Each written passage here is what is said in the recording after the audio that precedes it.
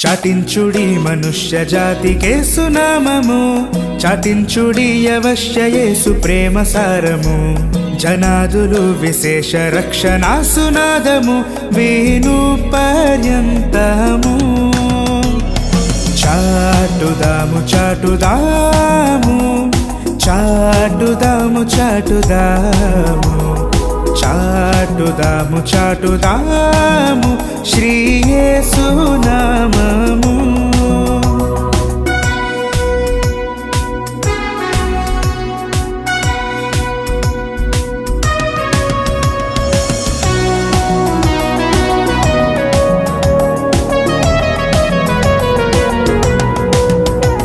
కన్నీళ్లతో వితేడు వారలానందంబుతో నన్నేడు గోయుదూర నేడి వాగ్దతంబుతో మన్నన్న గోరు భక్తులార నిండు మైత్రితో మానవ ప్రేమతో. చాటుదాము చాటుదాము చాటుదాము చాటుదాము చాటుదాము చాటుదాము చక్కని మార్గము.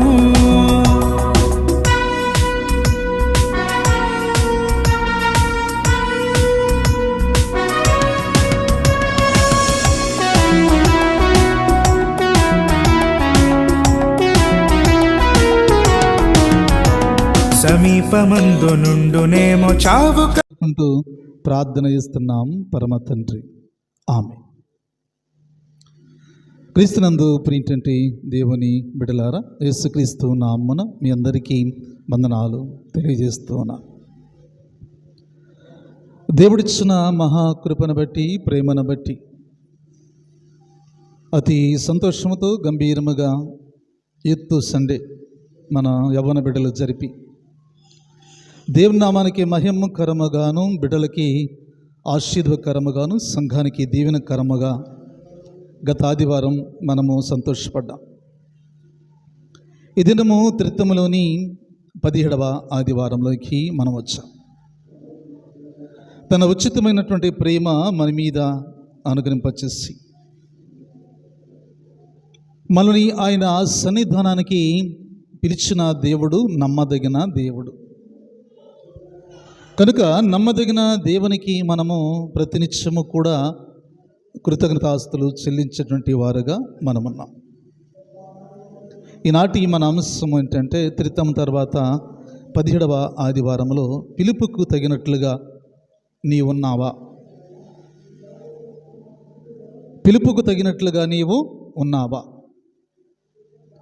దేవుడు ఎవరిని ఎప్పుడు ఎలాగూ పిలుస్తాడో తెలియదు, కానీ దేవుడు పిలిచిన పిలుపుకి మనము తగినట్లుగా ఉన్నామా అనే ప్రశ్న ఈ దినాన దేవుడే మాట్లాడుతున్నటువంటి మాట. మనము ఏ రీతిగా ఉన్నాము? ప్రతి క్రైస్తవ సంఘములో విశ్వాసులు ఒకప్పుడు అన్యులుగానే ఉన్నారు. ఆ తర్వాత క్రీస్తుని అంగీకరించిన తర్వాత క్రైస్తవులుగా మారినట్లుగా మారారు, కానీ మారలేదు. మన భక్తి విశ్వాసాలు మన దైనందిన జీవితంలో ఎదుటివాడిని ఎప్పుడైతే మనం గౌరవిస్తామో, ప్రేమిస్తామో, అప్పుడు దేవుణ్ణి మనము ప్రేమించిన వారుగా ఉంటాం. ఎదుటివారిని గౌరవించినప్పుడు, ప్రేమించినప్పుడు దేవుణ్ణి మనం ఎలాగూ ప్రేమించగలుగుతాం? దేవుడు మనకి కనిపిస్తున్నాడా? ఆయన మానవ రూపంలో మనతో ఉన్నాడా అంటే ఆయన లేడు. మరి మనము దేవునికి ఎలాగో కృతజ్ఞత తెలుపుతున్నాం, ఎలాగో దేవునికి వందనాలు మనం చెప్తున్నాము అంటే, నీ పొరుగువాడికి నీ వందనాలు చెప్తే దేవునికి నువ్వు ఖచ్చితంగా చెప్పినట్లే. కానీ ఇప్పుడు మనకు ప్యాషన్ అయిపోయింది. 2 చేతులతో వందనాలు పెడతానికి కూడా మనకి మనసు రావటంలా. దేవుడికి కూడా ఒక దినాన నిన్ను ప్రశ్నించే రోజు దగ్గరలోనే ఉంది కదండి, దగ్గరలోనే ఉంది. నీకు తగ్గింపు జీవితం లేదు, దాన్ని ఏమంటారంటే ఇగో అడ్డం వచ్చేస్తుంది. పాపం వందనాలు ఎందుకంటే ఆయన పెట్టేది అని కదండి. నాకు కాదు, నేను ఎవరిని మీరు పెడతానికి? నేను ఆప్టల్ పనికిరాని వాడిని. మీరు పనికొచ్చే పాత్రలు. మీరు యోగ్యులు, ఉన్నతమైన స్థితిలో ఉన్నవారు. కనుక మీరు మనుషులకి అనగా మీ తోటి వారికి ప్రతి నమస్కారం చేయడం సంస్కారం. కాబట్టి దేవుని బిడ్డలారా, ఈ దినము ఆయన అంటున్న మాటలకి మనము వెళుతూ ఉండగా ఒకరు విధేయత చూపలేనటువంటి వారుగా మనము ఒకరినొకరు హెచ్చించుకుంటా, నాకేం తక్కువ, నాకేమీ తక్కువ లేదు, నేను ఎవరికి తల వంచవలసిన పని లేదు అని అనుకుంటున్నాం. గర్వించిన వారిని ఒకసారి మనము అక్కడికి వెళ్ళి చూడవచ్చు. వాళ్ళందరూ అక్కడ విశ్రాంతి పొందుతున్నారు. మానవుడు ఈ లోకంలో ఎంత గర్వపడతాడో అంత పతనం ప్రారంభం అవుతూ ఉన్నది. గర్వము అనేది మానవునికి, క్రైస్తవుడికి అది మంచి లక్షణము కానే కాదు. మానవుడికి ఉండొచ్చు కానీ క్రైస్తవుడికి ఉండకూడదు. క్రైస్తవ జీవితంలో దేవుడు మనల్ని పిలిచాడు. ఎందుకు పిలిచాడు అంటే విధేయత కలిగి ఉంటారని, తనకు తానే తగ్గించుకుంటారని. ఆయన ఈ లోకానికి వచ్చిన వెంటనే మనల్ని ఆయన పిలిచిన పిలుపుని మనము గ్రహించవలసిన వారుగా మనమున్నాం. పిలువబడిన వారు అనేకులు, కానీ ఏర్పాటు చేసుకున్న వారు మాత్రము కొద్దిమంది. కనుక దేవుని బిడ్డలారా, దేవుని యొక్క వాక్యము హెచ్చరిక చేస్తూ మూల వాక్యంలోకి మనం వెళుతుండగా లూకాసు సువార్త 14వ అధ్యాయము 7వ వచనాన్ని చదువు. పిలువబడిన వారు భోజన పంక్తిన అగ్రపీఠము ఏర్పరచుకునుట చూసి ఆయన వారితో ఈ ఉపమానము చెప్పెను. చాలు. ఎందుకు ఈయన యేసుక్రీస్తు ప్రభువారు ప్రతి వాక్యములో ఒక ఉపమానాన్ని తీసుకుంటాడు? ఈ ఉపమానము తీసుకోవడానికి గల కారణం ఏంటంటే, మనలాగా ఆనాటి ఈ దినాలలో నాగరికత లేనటువంటి పరిస్థితి, పామరులు, చదువులేని స్థితిలో ఉన్నవారు. ఇప్పుడంటే మనకి మంచి జ్ఞానం ఉంది, ఒకరికి మించిన ఒకరి జ్ఞానము హెచ్చుగా ఉంది. కానీ అప్పుడు ఎలాంటి వారంటే పామరులు. వారి బైబిల్ని వివరించేటువంటి మరి వినేటువంటి ఆలోచన ఉంది, కానీ దాన్ని అర్థం చేసుకునేటువంటి నాలెడ్జి లేనటువంటి పామరులుగా ఉన్నటువంటి ప్రజలకు దేవుడు అర్థమవులాగున ఒక కథను ఉపమాన రీతిలో ఆయన కథను చెప్పుకుంటూ వచ్చేసాడు. ఆ ఉపమానం చెప్తే తప్ప వారికి దేవునికి వాక్యం అర్థమయ్యేటువంటి పరిస్థితి కానే కాదు. అందుకే యేసుక్రీస్తు ప్రభువారు ఎక్కడ ప్రసంగం చేసినా ఆయన ఉపమానం లేకుండా ప్రసంగం చేసేవాడు కానీ కాదు. ఆయన కూడా ఈ దినాన ఏమని మాట్లాడుతున్నాడు? ఎందుకు ఈ ప్రశ్న తలెత్తింది అంటే, పై వచనాల్లోకి మనం వెళితే, విశ్రాంతి దినము కదండి, విశ్రాంతి దినము ఆయన భోజనం చేయటకు పరిచయుడైన అధికారులు ఒకరి ఇంటికి వెళ్ళినప్పుడు ఆయన ఏమి చేయనో అని వారు ఆయన్ని కనిపెట్టుచూ ఉండరి. యేసుక్రీస్తు ప్రభువారిని విమర్శించడమే పని వాళ్ళది. ఎవడైతే మంచి చేయాలని ప్రయత్నం చేస్తాడో వాడికి మన భాషలో ఏం కడతాం? విమర్శ చేస్తాం. ఎంత వాడినైనా విమర్శిస్తానే ఉంటాం. కానీ యేసుక్రీస్తు ప్రభువారు కూడా విమర్శించేటువంటి ఒక బ్యాచ్ ఉంది. ఆయన ఎక్కడికి వెళితే అక్కడ ఆయన్ని విమర్శించడం కానీ, ఆయన నోట ఏదైనా కొంచెం పొరపాటుగా మాట్లాడితే దాన్ని పట్టుకుని వీళ్ళు వేలాడటానికి ప్రయత్నం చేసేవారు ఆ దినాల్లో ఉన్నారు, ఈ దినాల్లో కూడా ఉన్నారు. ఎందుకు ఈ దినాల్లో ఇంకెక్కువ మంది ఉన్నారు? ఎందుకంటే 100 మంచి చేసిన ఒక చిన్న పొరపాటు చేస్తే ఈ 100 మంచి పోతూనే ఉండిద్ది, బయటికి వెళ్ళిపోయింది. కానీ ఒక చిన్న పొరపాటుని 200 సార్లు ఆడిస్తారు స్క్రీన్ మీద. 100 సార్లు మంచి చేసిన వాడి ఇంకేముండదు. కానీ ఒక చెడు అనేది ఒక మాట తొర్లి, ఒక చెడు వచ్చిన మాటని దాన్నే పట్టుకుని మనం ఏం చేస్తామంట, వేలాడుతూ ఉంటాం. కానీ అది ఏ సందర్భాల్లో అలా వచ్చిందో అర్థం చేసుకునేటువంటి క్రైస్తవులుగా మనము లేము. మనకన్నా అన్నిలే అర్థం చేసుకునేటువంటి పరిస్థితుల్లో ఉన్నారు. దేవునికి వాక్యంలోకి మనం వెళ్ళినప్పుడు ఆయన అంటున్న మాట ఏంటంటే, అక్కడ ఒక రోగము కలిగిన వ్యక్తి ఉన్నాడు. ఆ వ్యక్తిని బాగు చేయడానికి యేసుక్రీస్తు ప్రభువారికి మనస్సు కలిగింది.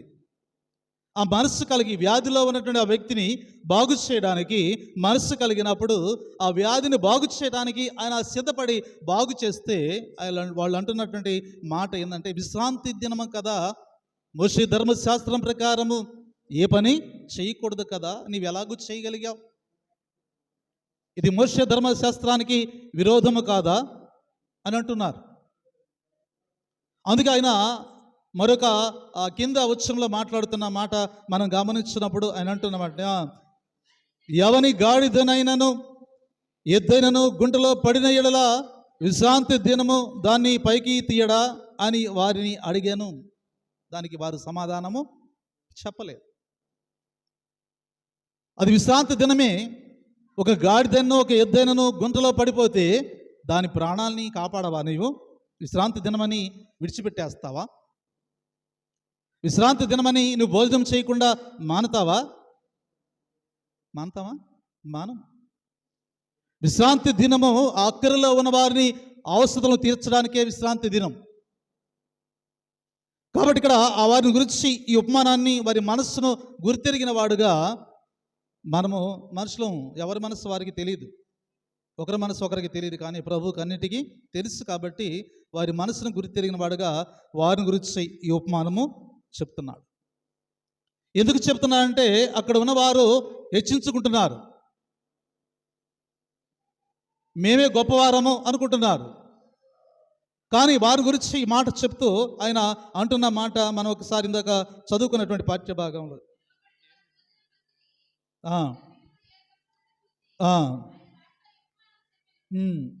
చాలా బాగుంది. ఎందుకు ఈయన ఈ ఉపమానం చెప్తున్నాడు? పిలిచిన మాత్రాన మనం హెచ్చించుకోరాదు.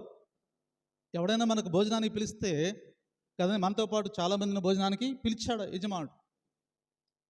మనల్ని పిలిచాడు కదా అని వారిని ఏం చేస్తాడా, మనకి వేయబడినటువంటి దాంట్లో కూర్చొనక డయాస్ దగ్గరికి వెళ్ళి కూర్చుంటాం. నన్ను పిలిచాడు, నేను కూడా వెళ్ళి కూర్చోవాలి.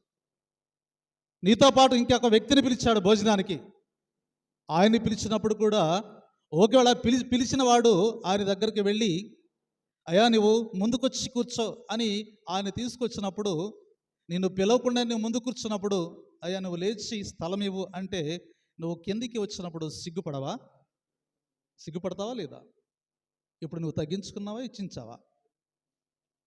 హెచ్చించబడ్డావా, తగ్గించబడ్డావా? హెచ్చించబడ్డావు. ఆయన భోజనానికి మాత్రమే పిలిచాడు, కానీ నువ్వు ముందుకు రా అని పిలవలేదు ఆయన. మనం ఎక్కడ కూర్చోవాలో అక్కడే కూర్చోవాలి. అప్పుడు ఆ యజమానుడు వచ్చి మనల్ని అక్కడ కూర్చున్న వాడిని ముందుకు తీసుకుని వస్తాడు. ఈ మాట ఎందుకు చెప్తున్నానో మీ అందరికీ అర్థమై ఉండొచ్చు. దేవుడు మనల్ని పిలిచినప్పుడు ఆయన సన్నిధానానికి, భోజనానికి మనల్ని ఎవరైనా పిలిచినప్పుడు డైరెక్ట్గా వెళ్ళిపోయి నాకు భోజనం పెట్టు అంటామా?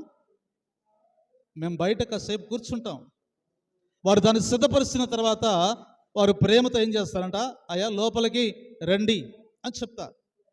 అలా కాకుండా ఏమంటున్నామంట, భోజనానికి పిలిచాడు కాబట్టి, అందరిని పిలిచాడు కాబట్టి నేను కూడా వెళ్ళి పైన కూర్చుంటాను, నన్ను పిలిచాడు రండి నేను కూడా పైన కూర్చుంటానని పైన కూర్చుంటే, నీ తర్వాత ఎవరిని పిలిచినా వాడిని కూడా యజమానుడు పైకి తీసుకుని వచ్చి, అయ్యా నీవు కొంచెం అటు వెళ్ళి కూర్చో, ఈయన కూర్చుంటాడు అంటే నీకేమనిపిస్తుంది? సిగ్గు అనిపించదా? బాధ అనిపించదా? నన్ను పిలిచి అవమానపరిచాడని నీకు అనిపించదా? కానీ దేవుడు అంటున్న మాట ఏంటంటే, నిన్ను పిలిచినప్పుడు నువ్వు ఎక్కడ కూర్చోవాలో అక్కడే కూర్చోవాలి. ఆయనే నీ దగ్గరికి వస్తాడు, నిన్ను గౌరవముగా అక్కడికి ఆ పీఠము దగ్గరికి నిన్ను తీసుకుని వెళ్తాడు. అప్పుడు నీవు నిన్ను తగ్గించుకున్నవాడుగా ఉంటావు. అలా మనం ఉండకుండా మనమే హెచ్చించుకుంటున్నాం. అందుకే అన్నాడు, పిలిచినంత మాత్రాన నీవు హెచ్చించుకోవాల్సిన పని లేనే లేదు. కాబట్టి దేవుని బిడ్డలారా, దేవుని యొక్క వాక్యాన్ని వింటున్నాం మనం. కొన్ని సందర్భాల్లో మమ్మల్ని కూడా కొన్ని ఆ స్థలాలకి, ప్రార్థనలకి, సంపూర్ణ రాత్రి ప్రార్థనలకి పిలుస్తూ ఉంటారు. పిలిచినప్పుడు మేము డైరెక్ట్గా బలిపీఠం మీదకి వెళ్ళలేము. ఎందుకంటే అక్కడ కాపరి ఉంటాడు. కాపరి పర్మిషన్ లేకుండా మనము ఆయన స్థలంలోకి వచ్చినప్పుడు మనం వెనక్కి కూర్చోవాలి. చాలా సందర్భాలలో నేను చాలాసార్లు వెనకే కూర్చున్నప్పుడు ఆయన ప్రేమతో మనల్ని పిలిచినప్పుడు, మన ముందుకు వచ్చినప్పుడు, మనల్ని వాళ్ళు గౌరవించినప్పుడు దేవుని దృష్టిలో దేవుడే మనల్ని హెచ్చిస్తూ ఉంటాడు. కాబట్టి దేవుని బిడ్డలారా, అందుకే ఇక్కడ లేఖన భాగం 14వ అధ్యాయం 8, 9 వచనాలు చదువుకున్నప్పుడు మాట్లాడుతున్నాడు. మీరు ఎవరైనా పెండ్లి విందుకి పిలిచినప్పుడు అగ్రపీఠ మీద కూర్చుండవద్దు. ఒకవేళ ఆ,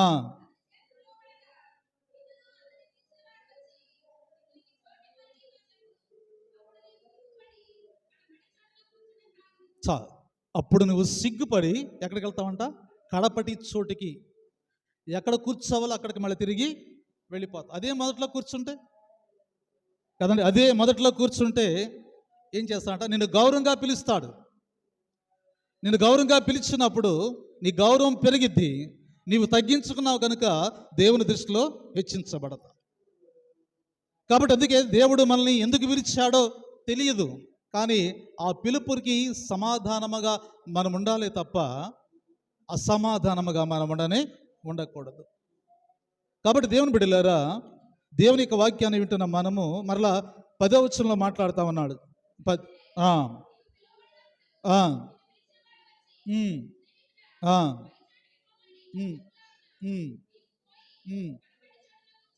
చాలు కదండి. ఎక్కడ ఉండాలంట? మళ్ళీ పిలిచిన వ్యక్తి, సహోదరుడా ఏంది నువ్వు ఇక్కడ కూర్చున్నావు, బయటికి రా, లోపలికి వెళదాం అని పిలవాలి. పిలిచేంత వరకు కూడా మనం బయటే నిలబడాలి.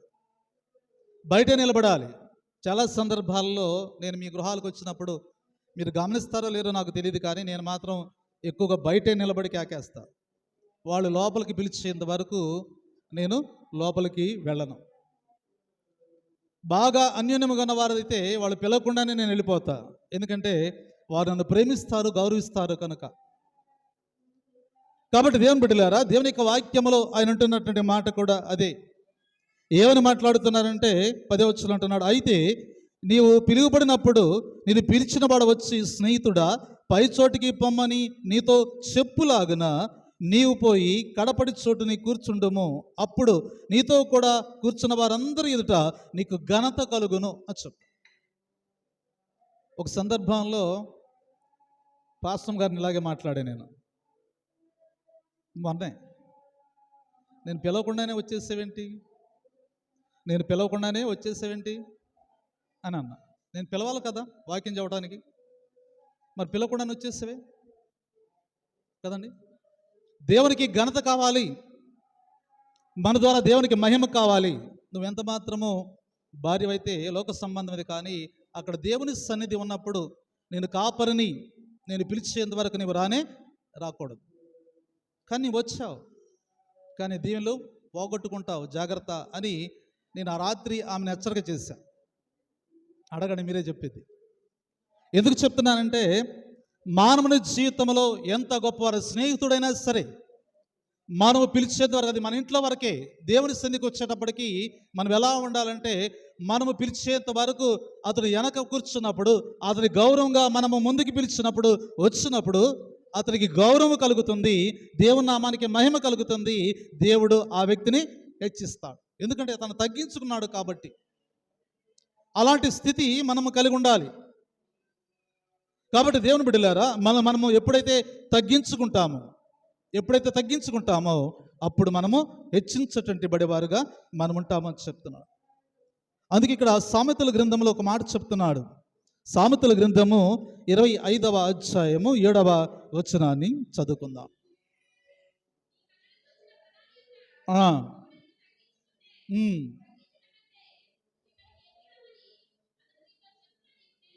చాలు. ఏమంటానంట? ఒకడు నిన్ను తగ్గించే కంటే నువ్వు ఎక్కిరా అని చెప్పడం మేలు కదా. నీ ముందుగా వచ్చి కూర్చున్నావు అనుకో, ఏమవుతుందట, ఇంకొకడు వచ్చి ఏందయ్యా ఎవడు పిలవకుండా వెళ్ళి కూర్చున్నావే అని నిన్ను తగ్గిస్తాడేమో, అప్పుడు నువ్వు సిగ్గుపడతావు. అలా కాకుండా నేను పిలిచినప్పుడు పైకి రా సహోదరుడా అని అడిగినప్పుడు పైకి వస్తే కదండి, అది నీకు గౌరవము కలుగుతున్నది. చాలా సందర్భాలలో మనకు తెలియకుండానే మన పిల్లల పైకి ఎక్కేస్తారు. ఇక్కడ అలవాటు కాబోలు అని నేను కామ్గా ఉంటున్నా. సామాన్యంగా ఈ పరిశుద్ధ స్థలంలోకి ఎవరిని ఎక్కని నేను అసలు పోసపాళ్ళు సంఘ పెద్దలను కూడా ఎక్కని, ఇలా దిగేసే అని చెప్పేసి. అయితే మన సంఘ పెద్దలు ఎవరు ఎక్కర్లేదు. కానీ మన పిల్లలు ఉన్నారు, వాళ్ళు అసలు ఎక్కొచ్చా ఎక్కకూడదా అని తెలియకుండా ఎక్కేస్తూ ఉంటారు. కానీ అది ఎలా చెప్పాలో నాకు అర్థం కాల, బాధపడతారేమోనని సున్నితంగానే చెప్తున్నా. కాబట్టి దేవుని బిడ్డలారా, దేవుడు మనల్ని ఏ రీతిగా పిలుస్తాడో ఆ పిలుపుకి లోనైన వారుగానే ఉండాలి తప్ప మనల్ని మనం హెచ్చించుకోకూడదు కదండి. ఎంత ఎదిగినా ఏం చేయాలంట? ఒదిగే ఉండాలి. మనం ఎంత ఎదుగుతామో అంత ఒదిగితే చాలు. కానీ ఒదగట్లా. ఇప్పుడు తిరుగుబాటు చేస్తున్నారు ప్రజలు. ఎలాంటి తిరుగుబాటు అంటే నువ్వెంత అనేటువంటి తిరుగుబాటుకు వచ్చేసారు. సమాధానం లేదు, తగ్గింపు జీవితం లేదు, విశిక్షణ జ్ఞానము కోల్పోతున్నారు. కోపమే తన కోపము తనకు శత్రువని తెలియపోతుంది కదండి. కుటుంబాలని పాడు చేసుకోవడానికి కోపము ఎంత సాతాను రూపంలో మన జీవితాలను పాడు చేస్తుందో అర్థం కాదు.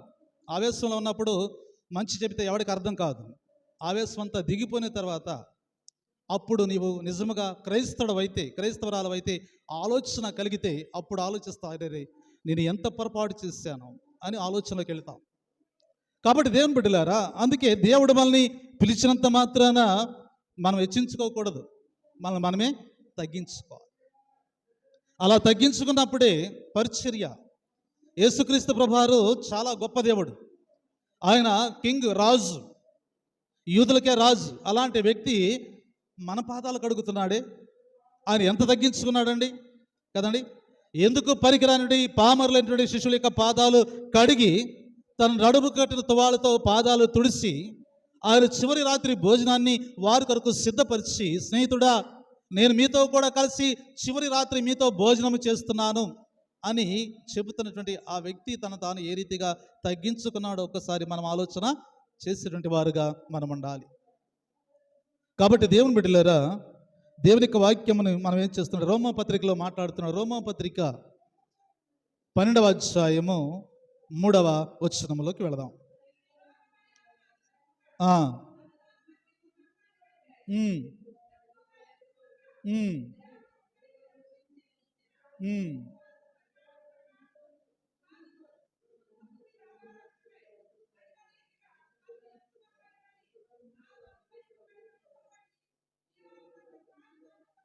చాలండి.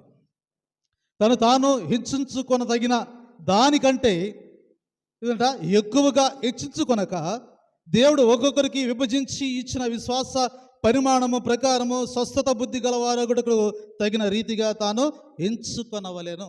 ఎవడికి ఆడే హెచ్చించుకోకూడదు. నాకే అనుకుంటున్నారు, కానీ దేవుడు అలా అనుకోడు కదండి. మనకే అనేటువంటి పరిస్థితి, నాకే అనేటువంటి పరిస్థితి రాకూడదు. నాది నాకేంటి అనేటువంటి పరిస్థితి కాకుండా బహువచనాన్ని మనం పలికితే మనది, మనందరిది అనేది రావాలి. ఇది నాది అనేటువంటి పరిస్థితి ఎవరిదంట? చిన్నపిల్లలు ఈ వస్తువు నాది అని అంటారు. కానీ ఇప్పుడు మనది. మనం ఐక్యత కలిగి ఉన్నాం, సమాధానము కలిగి ఉన్నాం. కనుక క్రైస్తవ జీవితంలో మనం ఎప్పుడైతే తగ్గింపు జీవితము కలిగి ఉంటామో, వినయముతో ఉంటామో, దేవుడు మనల్ని అత్యధికంగా హెచ్చించడానికి సిద్ధముగా ఉన్నట్లుగా మనం అక్కడ చూడగలుగుతాం.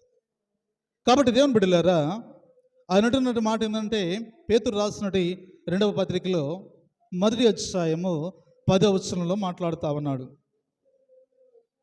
పేతురు రాసిన 2వ పత్రిక 1వ అధ్యాయం 10వ వచనం. ఒక్కడు చదవండి. సహోదరులారా, మీ పిలుపును ఏర్పాటును నిత్యము చేస్తున్నకు మరి జాగ్రత్త పడుడి. చాలు. దేవుడు ఎందుకు పిలిచాడో జాగ్రత్తగా ఆలోచన చేయండి. దేవుడు మనం పిలిచాడని మన ఇష్టానుసారంగా చేస్తే, మన ఇష్టానుసారంగా ప్రవర్తిస్తే ఎలా ఉంటుందండి? మొదటి రాజు స్థితి ఎలా ఉంటుందో మన స్థితి కూడా అలా ఉంటుంది. ఎవరండి మొదటి రాజు? చెప్పండి ఇటు పక్కళ్ళు. ఎవరు? ఏమైపోయాడైనా? తను తాను హెచ్చించుకున్నాడు. కానీ చివరికి ఏమైపోయాడంట? ఇశ్రాయేలు యొక్క ప్రజలను పరిపాలన చేయడానికి పరిపూర్ణమైనటువంటి దేవుడు సమయాన్ని ఇస్తే దేవునికి వ్యతిరేకంగా చేయటం ద్వారా సగ సమయంలోనే దేవుడు అతన్ని తొలగించి ప్రక్కగా నెట్టేశాడు. ఆయన పిలిచాడు, ఎన్నుకున్నాడు, రాజును చేశాడు, మొదటి రాజు. ఇశ్రాయేల్ యొక్క 12 గోత్రాలకి మొదటి రాజుగా ఉన్న సౌలు యొక్క జీవితంలో ఆయన గర్వపడ్డాడు. నేను రాజుని కదా, నాకు ఎదురు లేదులే అనుకుంటున్నారు. చివరికి దేవునికే వ్యతిరేకంగా చేయటం ద్వారా దేవుడు తన స్థానాన్ని తీసివేసి ఎక్కడో చిన్న దావీదు, గొర్రెలు మేపుకునే దావీదుని తీసుకొచ్చి సింహాసనం మీద ఎక్కించగల సమర్థుడు దేవుడు. మనం అనుకోవచ్చు, దేవుడు మనల్ని పిలిచాడు కదా, నేను ఏమైనా చేసినా పర్వాలేదులే అని అనుకుంటే దేవుడు ఏం చేస్తాడంట, క్రింద కూర్చోబెడతాడు. అలాంటి స్థితికి మనం వెళ్ళొద్దు. దేవుడిచ్చిన ప్రతి అవకాశాన్ని మనం సద్వినియోగం చేసుకుందాం. ప్రతి అవకాశాన్ని ఇట్లే చేసుకోవాలి, తగ్గించుకుందాం. తగ్గించుకుంటే ఏంటంటే మనకి తప్పేంటి కదా. చిన్న పిల్లవాళ్ళు అప్పటికప్పుడు కొట్టుకుంటారు, తిట్టుకుంటారు. తల్లిదండ్రులు రేయ్ వాడి జోలికి వెళ్ళొద్దురా అంటాడు. కానీ తల్లిదండ్రులు చూడకుండా మళ్ళీ ఆడి దగ్గరికి వెళ్తాడు. అంటే ఆ మనస్సు మనము కలిగి ఉండాలి అని చెప్తున్నాడు దేవుడు. ఆ మనస్సు కలిగి ఉండండి, ఆ ఆలోచన మీలో పుట్టాలి. మీ మనస్సులో ఆలోచన కలిగినప్పుడు మనం అందరముతో కూడా సమాధానంతోనే ఉంటాం. ఇప్పుడు సమాధానం లేదు. ఇంటి ముందోడికి సమాధానం ఉండదు. పైకి మాత్రం పెదవులతో బాగా పలకరిస్తుంటాం, అమ్మ బాగున్నావా అంటాం, కానీ లోపల ఎంత దెంగుదెగులు ఉంటుందో కదండి. అలాంటి పరిస్థితుల్లో ఉంది లోకం, మనం కాదు, లోకాన్ని గురించి చెప్తున్నా నేను. అలాంటి స్థితి నుంచి మనం మారిపోవాలి. దేవుని యొక్క వాక్యము 2000 సంవత్సరాల నుంచి 2025 సంవత్సరాల వరకు యేసుక్రీస్తు ప్రభువారు వచ్చిన దగ్గర నుంచి వాక్యము ప్రకటించబడుతుంటే కానీ ఇప్పటి వరకు మార్పు చెందలేదంటే, మారు మనస్సు పొందలేదంటే అసలు ఎంత సిగ్గండి మనకి.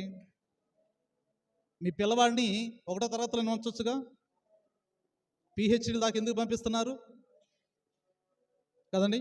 వాడు 1వ తరగతి చదివితే చాలే అనుకోవాలి, కానీ మనం అలా అనుకోమే కదండి. 1 నుంచి 5లోకి వెళ్ళాలి, 5 నుంచి 10లోకి వెళ్ళాలి, 10లో నుంచి ఇంటర్మీడియట్ దాటిపోవాలి, డిగ్రీ దాటిపోవాలి, అలాగూ PhD దాకా వెళ్ళిపోవాలి, డాక్టరేట్ కూడా చేయాలి. ఇన్ని కోరికలు నీ పిల్లవాడి మీద ఉంటే దేవునికి నీ మీద ఎంత కోరిక ఉంటుంది? నిన్ను సృజించిన దేవునికి నీ పట్ల ఎంత శ్రద్ధ ఉంటుంది, ఎంత ప్రణాళిక ఉంటుంది. అయినా కానీ దేవునికి నీవు ఇంకా చిన్నపిల్లగానే ఉన్నావు, కానీ నీకు ఎదుగుదల లేదు. ఎదుగుదల లేనటువంటి జీవితంలో మనం ఉన్నాం. క్రైస్తవ విశ్వాసంలో కొనసాగుతూ ఎదగలేని స్థితిలోకి మనం వెళ్ళిపోతున్నాం. అందుకే దేవుడు అంటున్నాడు, మీరు అంచెలంచెలుగా అభివృద్ధి అవ్వాలి, అంచెలంచెలుగా అభివృద్ధి అవ్వాలి. అందుకే 128వ కీర్తనలో ఆయన అంటాడు, నీ లోగిట నీ భార్య ఫలించు ద్రాక్ష. మీరు ఫలించకపోతే సంతానం ఉంటుందా? కుటుంబం ఉంటుందా? మూలాలు ఉంటాయా? దేవుడు ఫలించకుండా ఆపేస్తే ఏంటి మీ పరిస్థితి కదండి. దావీదు భార్యను ఆపించలేదు ఆయన, ఆపించలేదా? దెబ్బతో ఆపించేశాడు. కారణం ఏంటంటే ఎగతాళి చేసింది. నా భర్తే కదా అనుకుంటుంది, కానీ అక్కడ భర్త కాదు, అక్కడ ఆయన రాజు కదండి. ఎక్కడున్నాడు ఆయన? మందస్సము, దేవుని యొక్క సన్నిధానంలో ఉన్నాడు. దేవుని సన్నిధానంలో ఉన్నవాడిని నువ్వేం చేసావు? ఎగతాళి చేశావు. ఒక రాజుగా ఆయన మర్చిపోయి తాను తగ్గించుకుని దేవుని సన్నిధానంలో ఆయన చిన్న పిల్లవాడి మనస్సు కలవాడై ఆ మందస్సము ఎదుట ఆయన నాట్యం చేసుకుంటూ వస్తుంటే తన భార్య భర్తని ఎగతాళి చేసింది. ఆమె ఏమనుకుంటుందంటే, నా భర్త స్థానంలో ఉన్నాడులే అనుకుంటుంది, కానీ స్థానాలు మారిపోయాయి. నీ భర్త నీ 4 గోడల మధ్యలోనే. బయటికి వెళ్ళిన తర్వాత ఆయన ఒక ఉద్యోగస్తుడు, లేకపోతే ఒక రాజు, లేకపోతే ఒక అధికారి. ఆ అధికారికి లోబడిగా ఉండాలి మనం. కాబట్టి దేవుని బిడ్డలారా, దేవుని యొక్క వాక్యాన్ని వింటున్న మనం మన జీవితాల్లో కూడా ఆ దావీదు యొక్క జీవితము ఎలా ఉన్నది అనేది ఆలోచన పెట్టకుండా, నా భర్తే కదా, వీడి సిగ్గుందా, ఇంకా ఎగురుతున్నాడు అని అనుకుంటుంది తప్ప, అతని రాజు. రెండోదిగా, మొదట అతని దేవుని సేవకుడు, దేవుని పరిచారకుడు దావీదు. అలాంటి పరిచారకుని పట్టుకుని నీవు ఇష్టానుసారంగా మాట్లాడితే కోపము ఎవరికిట? ప్రభుకి కోపం వచ్చింది. ఆమె గర్భాన్ని మూసివేశాడు. జీవితకాలం ఫలించలేకపోయింది. అలాంటి ఫలితము లేనటువంటి జీవితాలుగా మనం ఉండకూడదు. అందుకే భార్య భర్తకు కిరీటమై ఉండాలి కదండి. ఏ కిరీటమై ఉండాలి? ఏ కిరీటమై ఉండాలి కదండి? సువర్ణ కిరీటమై ఉండాలి. కాబట్టి దేవుని బిడ్డలారా, అందుకే ఆయన అంటున్నాడు, పిలిచినంత మాత్రాన మీరు హెచ్చించుకోవద్దు. రెండో విషయంలోకి మనం వెళుతున్నాం. రెండో విషయం ఏంటంటే, ఆ పత్రిక పాఠ్యభాగం అపోస్తలుడు పౌలు ఎఫెసీయులకు రాసిన పత్రిక 4వ అధ్యాయము మొదటి 3 వచనాలు చదువు.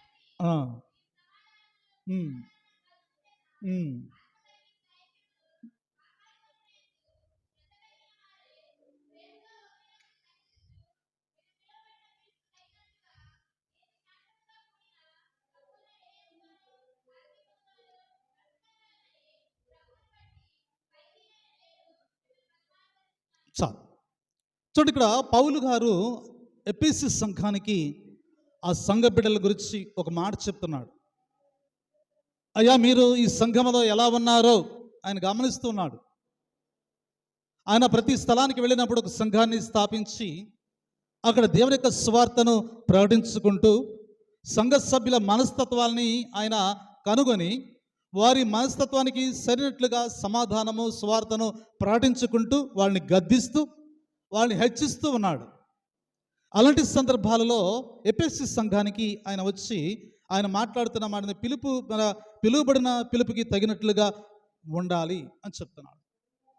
దేవుడు మనల్ని ఎందుకు పిలిచాడు కదా? మొట్టమొదట ఆయన అంటున్న మాట ఏంటంటే, పిలిచినంత మాత్రాన నీవు హెచ్చించుకోవద్దని చెప్తున్నాడు. రెండవ పాయింట్ ఏమంటున్నాడంటే, పిలువబడిన పిలుపుకి తగినట్లుగా ఉండాలి.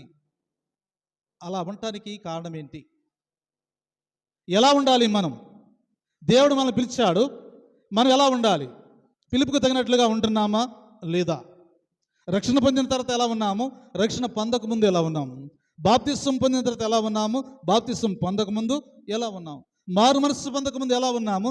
మారు మనస్సు పొందిన తర్వాత ఎలా ఉన్నాము? తేడా కనపడాలి.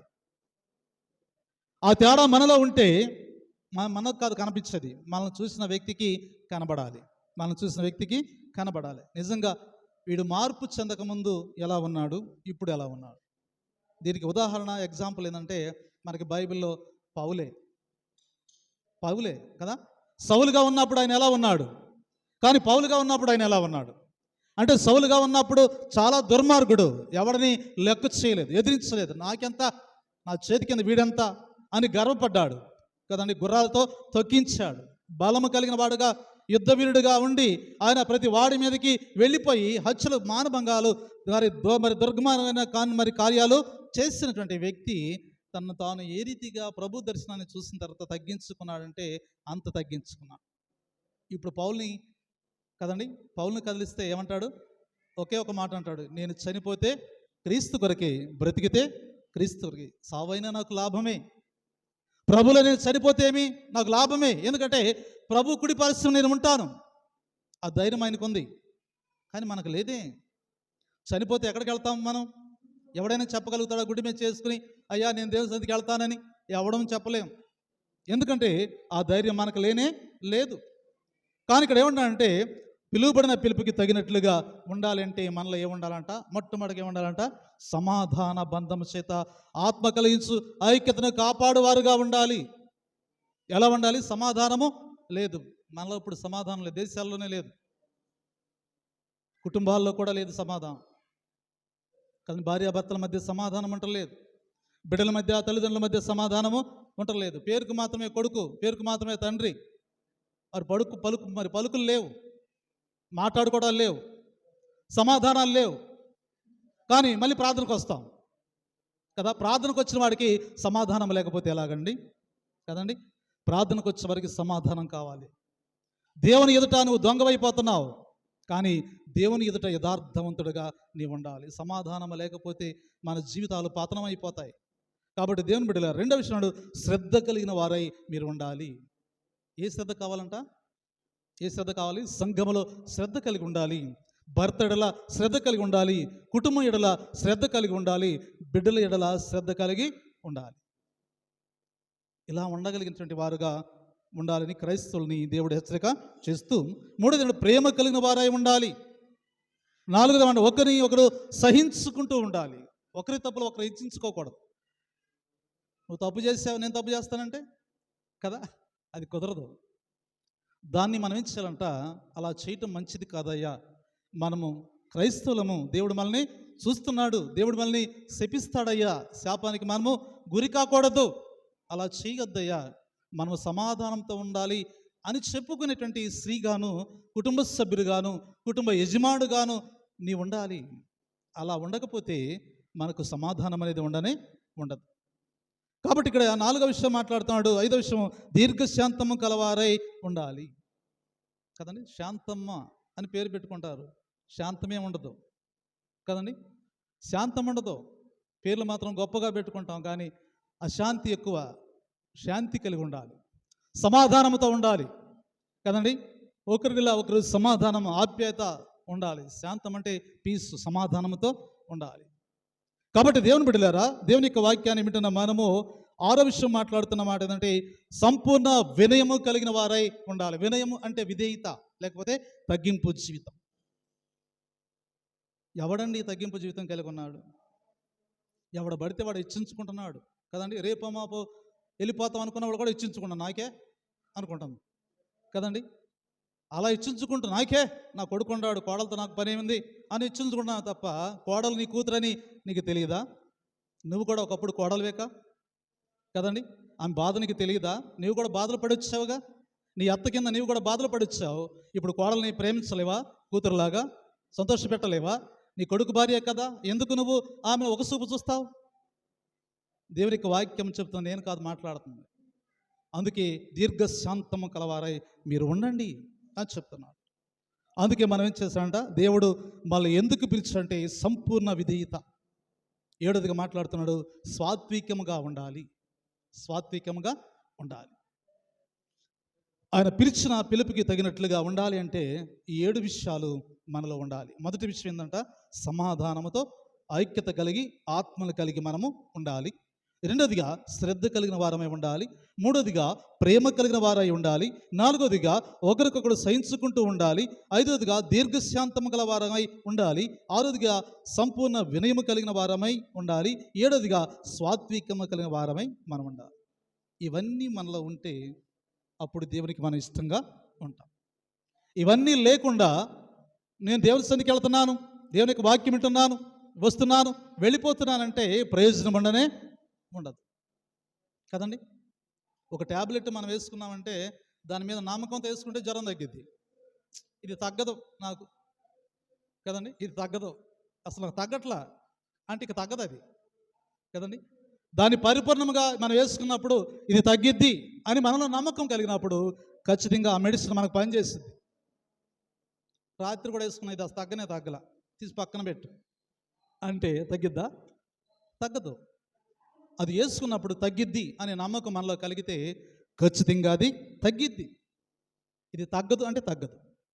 దేనికైనా మనకు కావాల్సింది నమ్మకం, విశ్వాసం. దేవుని నమ్మాం, విశ్వాసంతో ఉన్నాం, దేవుడు మన పట్ల కార్యం చేయడానికి సిద్ధంగా ఉన్నాడు. అందుకే దేవుడు నేను పిలిచాడు కనుక పిలిచిన పిలుపుకి నీవు లోబడి తగ్గించుకుని జీవించ. చివరిగా నేను ఒక మాట చెప్పి ముగిస్తా. పిలిపిలకు రాసిన పత్రిక 3వ అధ్యాయం 14వ వచనంలో ఆయన మాట్లాడుతున్న మాట మనం చూద్దాం.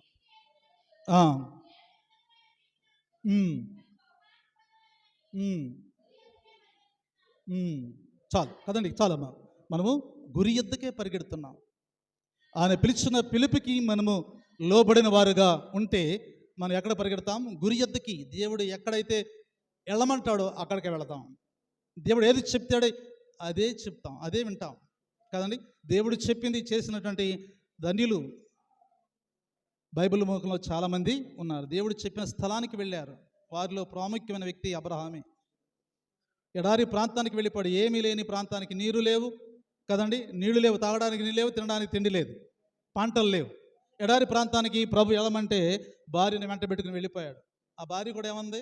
ఇలాగా అనలామా, ఇల్లు వాకి లేకుండా నేను ఎట్టొస్తాను కదండి, అనలా. ఎక్కడికి తీసుకెళ్తే అక్కడికి వెళ్ళింది కదండి. ఎక్కడ తీసుకెళ్తే అక్కడికి వెళ్ళిందంటే ఎంత విధేయత కలిగిందో కదండి, ఎంత విధేయత. మనకైతే ఏసీలు కావాలి, కూలర్లు కావాలి, ఫ్రిడ్జ్లు కావాలి, బట్టలు ఉతకలేకపోతున్నాయా, వాషింగ్ మిషన్ కావాలి అని అడుగుతున్నామే. అక్కడ ఏమండి వాషింగ్ మిషన్ లేవండి, బట్టలు ఉత్తుకునేటువంటి దండాలు కూడా లేవు కదండి. ఎక్కడ ఉండమంటే అక్కడే ఉన్నారు వాళ్ళు. ఈ ప్రాంతానికి వెళ్ళు, అక్కడే ఉండు అంటే అక్కడే ఉన్నారు. కానీ అక్కడే దేవుడు వారిని ఆశీర్వదించాడు, కోటీశ్వరులను చేశాడు. తగ్గింపు జీవితం ఉంది కాబట్టి వాళ్ళు హెచ్చించబడ్డారు. మనకు తగ్గింపు జీవితం లేదు కాబట్టి మనం అక్కడే ఉంటున్నాం, ఎదుగులేకపోతున్నాం కదండి. మనం ఎదగాలి అంటే తగ్గింపు జీవితం కావాలి. మనం తగ్గించుకోవాలి, మనం తగ్గించుకోవాలి. అందుకే తన కోపము తనకి శత్రువు అవ్వకూడదు. ప్రతి చిన్న విషయంలో కోపం రాకూడదు. ప్రతి చిన్న విషయంలో కూడా ఆలోచన చేయాలి. ఆలోచన చేసి సమాధానంతో మనము ఉన్నప్పుడు దేవుడు మంచి బలాన్ని ఇస్తాడు. మౌనము చాలా బలము, అది తెలుసుకోవట్లేదు చాలామంది. నువ్వు ఎంత మౌనంగా ఉంటావో అంత బలం ఉంటుంది నీకు, అంత శక్తి ఉంటుంది. కానీ దాన్ని తగ్గించుకోలే, మనము దాన్ని అవగాహన చేసుకోలేకపోతున్నాం. అందుకే మనమే తగ్గించుకుంటే దేవుడు మనల్ని ఏం చేస్తాడంట, హెచ్చిస్తాడు. 2 విషయాలు చెప్పాను. మొదటి విషయం ఏంటంటే ఆయన అంటున్నాడు, పిలిచినంత మాత్రాన హెచ్చించుకోవద్దు. రెండోదిగా, పిలిచిన పిలుపుకి తగినట్లుగా ఉండాలి అంటే నీలో 7 విషయాలు నీ మనసులో ఉండాలి. అవి ఉన్నప్పుడు దేవుడు ఖచ్చితంగా మనల్ని ఆశీర్వదించడానికి సిద్ధంగా ఉన్నాడు. అందుకే అన్నాడు, పిలిచిన పిలుపుకి తగినట్లుగా నీవున్నావా? లేకపోతే నేనున్నానా? నన్ను నేను కూడా ప్రశ్నించుకోవాలి. నేను పెద్ద గొప్పవాడినేం కాదు కదా. నన్ను నేను కూడా ప్రశ్నించుకోవాలి, నేను కూడా విమర్శించుకోవాలి, నేను కూడా సమాధానం చెప్పాలి. నా భార్య పట్ల నేను ఎలా ఉన్నాను, నా సంఘం పట్ల నేను ఎలా ఉన్నాను, కాపరిగా నేను నా దేవుని పట్ల నేను ఎలా ఉన్నాను, నన్ను నేనే తగ్గించుకుని సమాధానపరుచుకునేటువంటి వారుగా, ఇతరులకి సమాధానముగా మాదిరికరముగా నేను ఉండకపోతే నా సేవ వ్యర్థం, నా పరిచర్య వ్యర్థం, నా బ్రతుకు వ్యర్థమే. ఆ వ్యర్థమైనటువంటి వాటి కోసం కాకుండా నిత్యము కూడా దేవునితో సమాధానంతో జీవించేవారుగా మనం ఉండాలని, దేవుని యొక్క ఆలోచనల మేరకు దేవుని సన్నిధానంలో మనమే తగ్గించుకుని సిద్ధపాటు కలిగి ఉండడానికి ప్రయత్నం చేద్దాం. అలా చేయడానికి పరిశుద్ధాత్మ దేవుడు సహాయం చేసి నడిపింపచేయునుగాక. సమస్త జ్ఞానం ఇచ్చిన దేవుని సమాధానము యేసుక్రీస్తు వలన మీ హృదయములకు మీ తలంపులకు కావలి ఉండునుగాక.